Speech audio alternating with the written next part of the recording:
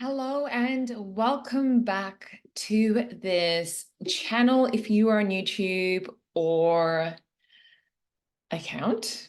If you are listening to this through a podcast, I don't know, do we call podcasts a channel? I have no freaking clue. Whatever you're listening to, I want to wholeheartedly welcome you back. Today, we are going to be talking more about friendships because there isn't a lot of content out there in terms of how to find and how to have meaningful friendships. And the way that I think we also need to go about it is to know what to look out for in terms of the bad, in terms of the not so great. And regardless of what phase you are in at life, whether you're in your 20s, 30s, 40s, 50s, 60s, 70s, 80s, 90s, 100s, and so forth, regardless of what phase you're in life, I think the number one thing that we all struggle with, and the thing that really pushes and pulls on this pendulum of happiness that kind of swings from left to right. One moment we're happy, the next moment we're not. The thing that kind of pulls on it and can create happiness and create unhappiness in a life is relationships, and relationships primarily being family. And family doesn't have to mean biological. It is what family means to you and what it represents to you, who you see in your life as family, and friends. And friends could be anyone. Your mother could be your friend. Your mother could be your best friend. Your next door neighbor could be your friend. The hotel staff that you walk by every single day when you walk your dog could be your friend. Your friend could be anyone. If they're your friend, then they're your friend. You are the one who determines who your friends are, not me. So regardless of what relationships you want to look at, I think today what we're really not, I think I know, language, need to pay attention to that language. I know what we need to be very clued on to is friendships, because we tend to look at family relationships, and there's a lot of content around family relationships. We tend to look at romantic relationships, which is another one that I actually didn't bring out. Romantic relationships, and then there are friendships, and sometimes things kind of are a mixture of everything. You know, sometimes our romantic partner is also someone that we see as family, and is also someone who is our best friend as well. So there are many relationships that we have in life. There's lots of content about those relationships. And the thing that is missing at the moment online is friendships, which are a little bit different to romantic relationships and a little bit different to familiar. Familiar? I don't even know if that's a word. Family relationships as well. So when it comes to friendships, I think there are 3 or 4 things that we need to really look out for. And the first thing that we need to look out for is we need to look out to that person's intent of giving. Now, whether they give through acts of service, so showing up for you, whether they are being there for you, or cooking you a meal, or taking you out, or shouting you coffee, or whether it's through a physical item like flowers or food or an item or something like that. Regardless of what a person does for you in their life, if they're giving to you, like even giving you their time and their energy, or their money, or their expertise, what is the intent of that giving? There are a lot of people in the world that give with the intent of receiving. So they give with the intent of, if I give to you, you're going to give back to me. Or I'm going to hold an account, and I'm going to write down all the deposits that I've made into your life, all the things that I've given to you. And when you are a shitty human being to me, or when you have said or done something that has offended me, I'm going to bring up that list. I'm going to be like, you owe me. And so there are people that give with the intent of receiving, and there are people that also give with the intent of, I need to be praised, I need to be acknowledged. They see themselves as a savior in our life. When it comes to Black, Indigenous people of color, in the context of white folk, we might call that dynamic being a white savior, right? And so that dynamic also shows up in friendships, regardless of person's race, ethnicity, in terms of their ancestral roots, their experience, their lived experience, regardless of their sexuality, gender, disability. What we know is that there are people that will give with an intent to take, right? These are people that keep an account, a debit credit account. They have an account with you and they make sure they monitor the account and they tally that account every time they engage with you. They are not your friend, okay? Delete those people. True giving is giving with the giving unattached, is giving with a sense of surrender. I'm going to give to you and I'm going to give generously to you. And my intent is to see you succeed. My intent is to see you thrive. My intent is for you to be in a better position than what you are now. And if that is achieved for you, not for me, for you, then I will get a sense of happiness and content because I genuinely care about you. I genuinely want to care about you, and I genuinely want you to see you happy, and I want to see you succeed in life. So be wary of people that give with an intent of taking and give with the intent of an expectation of you need to give back to me. Give with the intent of having a account or a score, and people that keep scores and keeps account. And unfortunately, the way that we do know that people do this is when there's a disagreement, because they will bring out, I did this for you, I did this for you, I was there for you for this, I was there for you for that, and they bring out all of this. These are people that do not give generously and do not give unattached and do not give with the intent of you succeeding. It is all about them. They're giving with the intent of I. It is about I, it is not about you. So be aware of that and make sure you be more clued onto that. That's my dog drinking water. You can see his little tail right there. Don't you love the timing of that? Anyway, we are not editing this. We are going to leave that in because he's my dog and he's my family and he's my best friend. And he's the cutest thing in the world. And he needs to drink water. So we're going to let him drink water.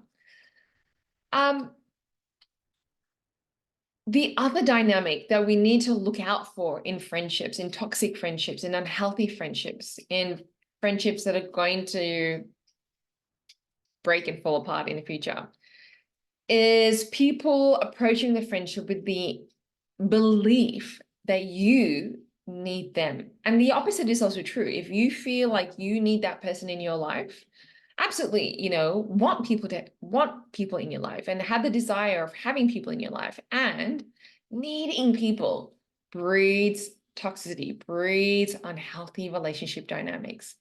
This, almost this need, almost to the extent of like an addiction. If I don't have you, what am I going to do? If I don't have you in my life, how am I going to survive? If I don't have you in my life, I can't survive. I can't. Right? And we can have that dynamic ourselves. And we also need to pay attention to that in the other person.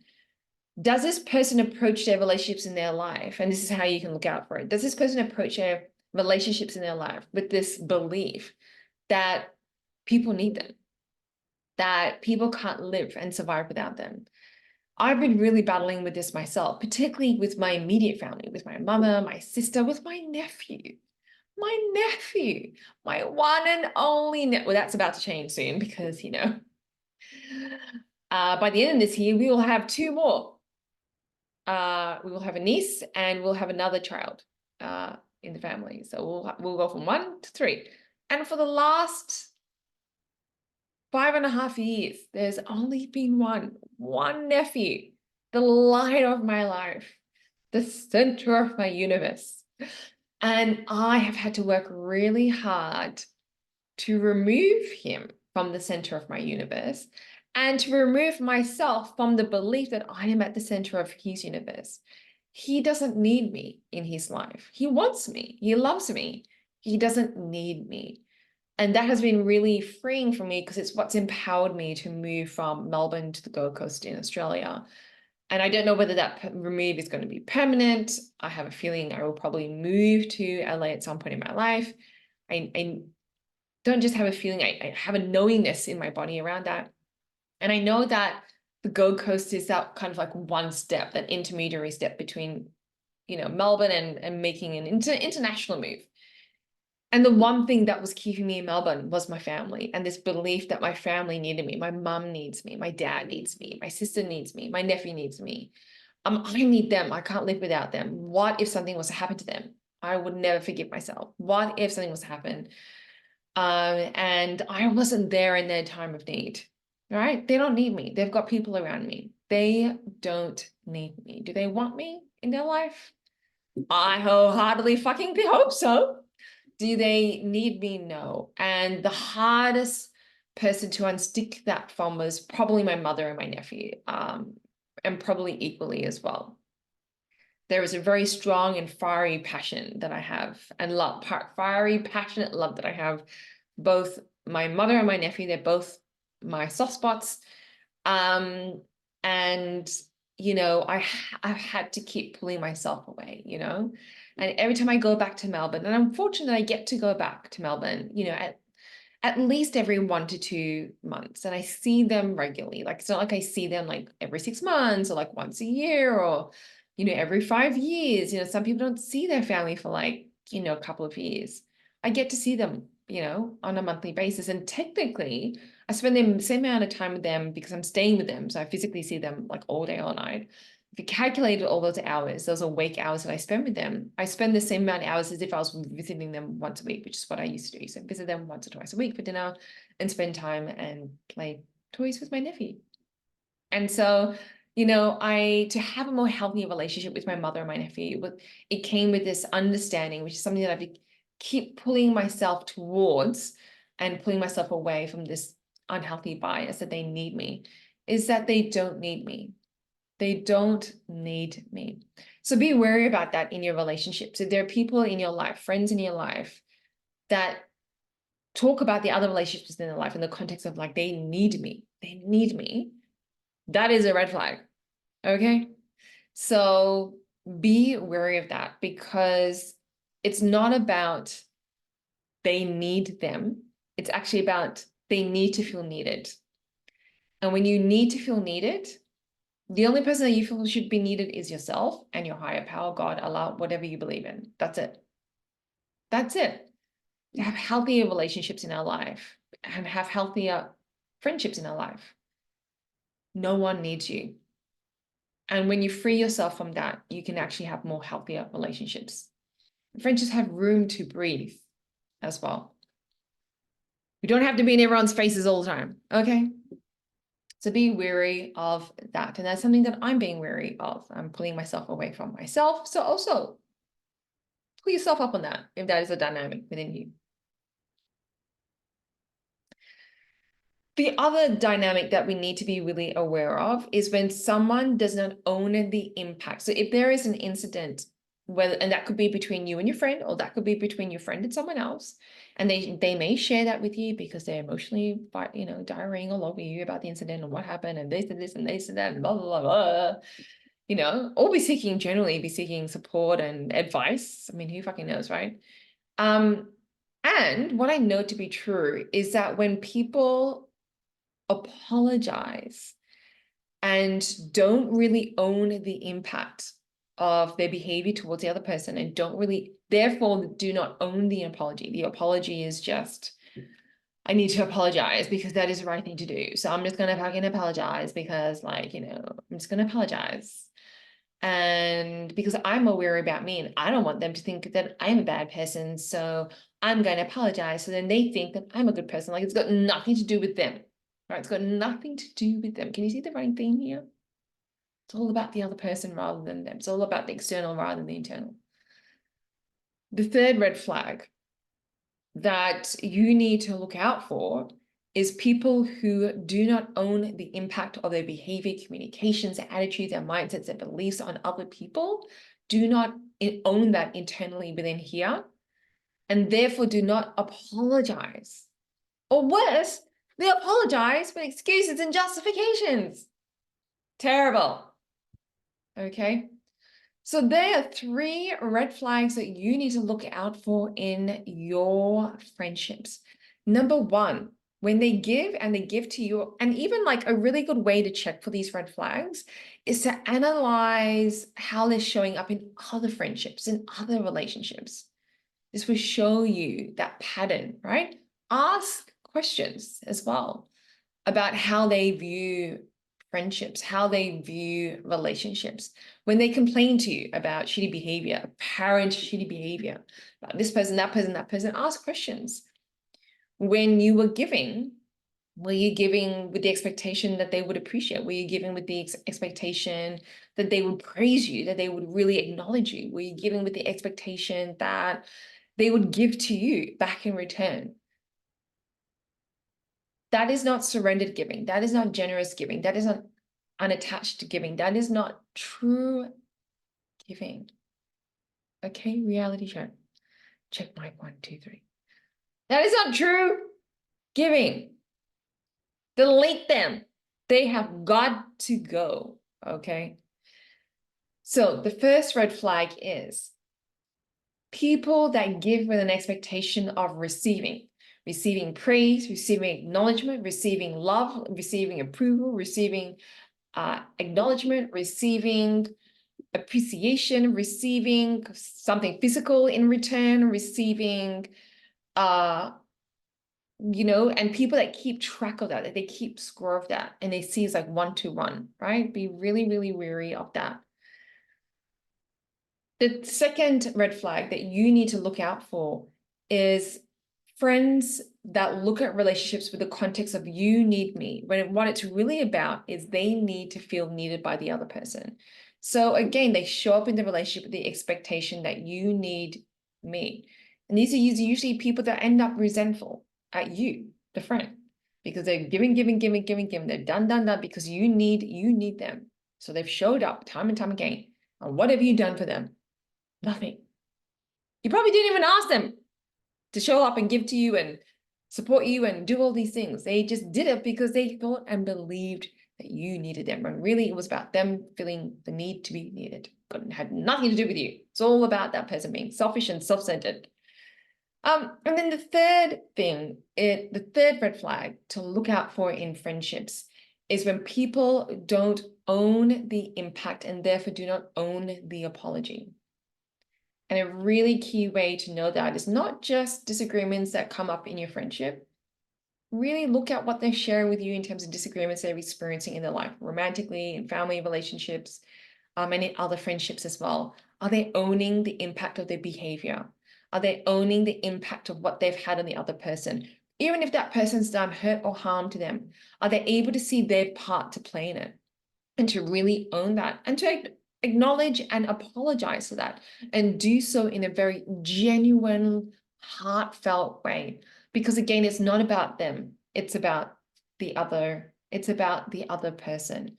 And if that person genuinely cares about showing up with integrity, this is a person, this is a friend that is going to want to own their impact, not overly apologize, like everything becomes an apology. Someone who is able to look at things rationally, to see their part to play in a disagreement or a difficult conversation or in a challenging context or where there's been hurt and harm caused, even if that's been inflicted on them, to acknowledge their part and their roles playing in that, and to acknowledge and to apologize, that genuinely apologize for that. Now, when I talk about hurt and harm, there are obviously things out there in the world that we should not be apologizing for, okay? Like abuse and war crimes and like the worst of the worst. And particularly for those that live in countries where we generally have a degree of safety and the economy is running somewhat okay, up and down, but generally okay, and there is relatively like there is peace and some kind of like harmony floating around. For a lot of us that exist in these ecosystems in these countries, we do have freedom to form relationships with people and to enjoy relationships and friendships in our life. And a lot of what appears in those friendships is stuff that can be resolved through both people owning their stuff and apologizing. That said, even in those countries where there is relative to a certain degree, some kind of safety, peace, and harmony in our countries, there's still a lot of shitty things that are happening out there in the world. Okay, a lot of shitty things. Like I'm in Australia, there are a lot of shitty things that are happening in the world around me, and things that we can't control. And so that stuff is stuff where absolutely you do not need to apologize for that. And I'm not talking about that stuff. I'm talking about the day-to-day stuff. I'm talking about the day-to-day hurt and harm that is caused in friendships, generally unconsciously, without intent, that we can see our part to play in it as well. So we want to look for people in terms of, if you flip this on its head, in terms of friendships, we want to look for people that are able to, that have the emotional intelligence and are able to see the impact of their behaviors in others, to call themselves out or in on it, and to be proactive about that. And even if there was a disagreement and there was hurt and harm caused towards them, I'm not talking about the really severe stuff, I'm talking about the day-to-day stuff, that they will own. And my brain is just going a little bit crazy here because I don't want to get into oppression Olympics and that conversation, because you've got to measure and make that decision for you about what you can apologize for and own, and what is outright hurt and harm and should not be apologized for. So let's park that conversation. And the stuff that happens in friendships, look out for people that own their behaviors, that are able to call that out and come back and say, hey, what I said the other day was really shitty. I shouldn't have said that. What I should have said is this. I will be more conscious moving forward. I'm so, so sorry if that offended you or caused you any hurt or harm. Like people that are proactive, right? And calling themselves out on stuff. And we're just like, babe, like, I didn't even realize that. But yes, now that you pointed out, it was shitty. Thank you for letting me know. And thank you for apologizing. And even if we are calling that person out or in, are they owning the impact, right? Even if hurt or harm has been caused towards them and people have offended them, and people, have they been able to see their part and role in that and able to own that? So I'm going a little bit like this, which is kind of how I talk sometimes. So I apologize for that. I own that. I'm working hard and I'm being better, being more direct in my communication. And I also know my brain just starts sprouting in all sorts of different directions. So let's make space and own who we are.